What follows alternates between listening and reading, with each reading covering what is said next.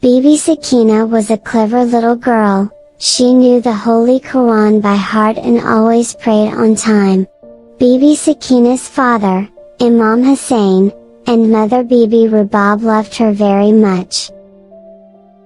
They took her to a place called Karbala, where Imam Hussain went to tell some people who were part of Yazid's army not to be so wicked. But they wouldn't listen to him. They even stopped all of his family from drinking water from the river. Bibi Sakina's brothers, sisters, friends and family were shouting, "Oh thirst! Oh thirst! Oh thirst!" Because they were so thirsty as they hadn't had water for 3 days, Bibi Sakina asked her uncle Hazrat Abbas, who was big and strong, to get her some water to share with all the family.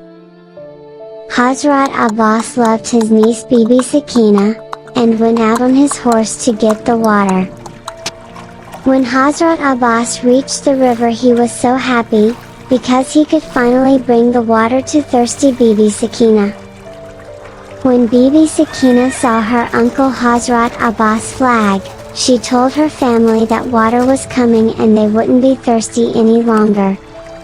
But enemies didn't want Hazrat Abbas to take any water to Imam Hussein's family, so they cut up his right arm and then his left. Hazrat Abbas then held the flask of water with his mouth. Yazid's army was so cruel and horrible, they shot an arrow at the flask of water so it spilled everywhere. Hazrat Abbas then fell off his horse and called out his brother Imam Hussain.